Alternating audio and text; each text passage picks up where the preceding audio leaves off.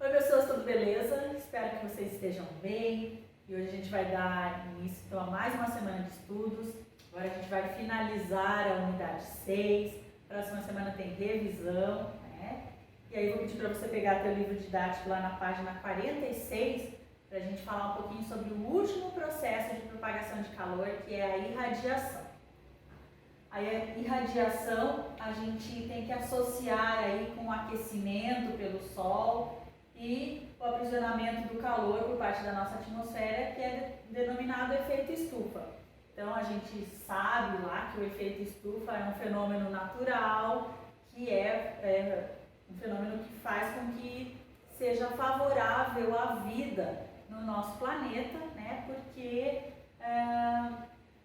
acontece aí o aprisionamento do calor necessário aí, mantendo a temperatura do nosso planeta na média de 15 graus Celsius, que é uma temperatura agradável para que se tenha vida, né? E aí esses dois fatores estão relacionados com uma forma de propagação de calor que é denominada irradiação, tá? A gente sabe que não tem nenhuma substância lá entre a Terra e o Sol. Então, a primeira característica da irradiação é que ela pode ocorrer no vácuo. Tá? Isso é bem importante. Isso porque, nesse processo de radiação térmica, os corpos trocam calor por um tipo específico de onda que podemos chamar de radiação térmica. Tá? Então, a radiação térmica é um tipo de onda que é propagada no vácuo. Aí todos os corpos dotados de temperatura emitem radiação térmica, que aumenta muito de intensidade conforme a temperatura aumenta. Tá? Todos os corpos também absorvem radiação térmica.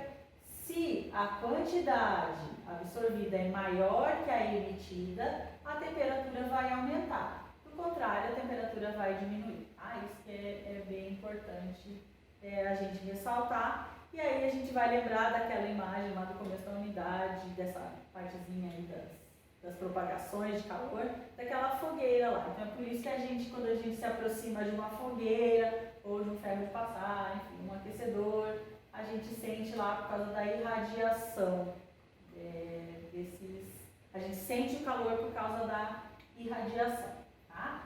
E também por causa da irradiação que as roupas escuras tendem a ficar mais quentes do que as roupas claras, tá? Por quê? Porque as roupas escuras vão absorver mais radiação do que as roupas claras. Então é por isso que a gente fala lá que na época do verão, para se utilizar roupas claras. Por quê? Para não absorver tanta radiação, né? Daí na sequência lá,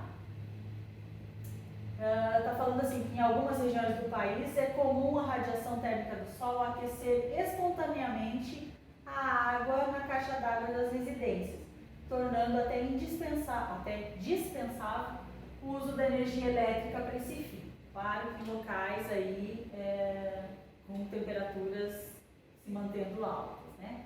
Mas há dispositivos feitos justamente para aproveitar o calor do Sol, para o aquecimento, e são chamados de coletores solares. Aí tem um exemplo aqui de uma usina da Espanha. Tem no livro didático de vocês na página 46, lá no finalzinho, tá? E aí, gente, além dos coletores solares, a irradiação térmica é empregada de diversas formas no nosso cotidiano. Então, tem aqui dois exemplos, né, que pode ser utilizada a radiação. Por exemplo, esse primeiro aqui, que é um aquecedor, né, a primeira imagem, um aquecedor, e no segundo caso aqui uma estufa de plantas, essa lá do Jardim Botânico. Então acontece ali o processo da radiação, da irradiação, tá? A radiação térmica, e daí o nome do processo é irradiação. E daí lá na página 47 está falando da influência da temperatura sobre os seres vivos. A gente sabe que, por exemplo, o ser humano ele precisa manter a temperatura ali em torno de 36,5, 37 graus Celsius, né? Temperaturas muito superiores a 40 graus Celsius, a gente caracteriza como uma febre alta, precisa ter uma atenção especial. E o que acontece, gente? As proteínas, elas acabam se degradando em temperaturas altas, sabe? Então é por isso que é preciso controlar a temperatura. Também em outros seres vivos, né? A gente sabe que tem seres vivos aí que precisam ir para o sol, né? Para poder ir para o sol é ótimo, né? Entenderam, né? Ir para ambientes que tem uma radiação lá solar. Então, por exemplo, lá os répteis, né? Precisam desse momento ali para poder manter aí as proteínas do organismo intactas, tá? Então é isso que fala ali um pouquinho nesse texto. Fala das adaptações das plantas para locais com temperaturas altas, como o sertão nordestino, né? Então as plantas, elas têm grande resistência aos ambientes secos, as plantas xerófitas. Fala, por exemplo, da adaptação do urso polar, aqui tem muitos pelos e uma camada grossa de gordura para suportar as temperaturas muito baixas, tá? Então a temperatura acaba influenciando aí, claro, né, sobre os seres vivos de formas diferentes, mas aí alguns seres vivos têm as adaptações e os que não têm procuram, no nosso caso, aí a gente não tem muitas adaptações, a gente procura aí as adaptações artificiais com as nossas vestimentas, por exemplo, tá? Nessa aula é isso, beijos e até a próxima!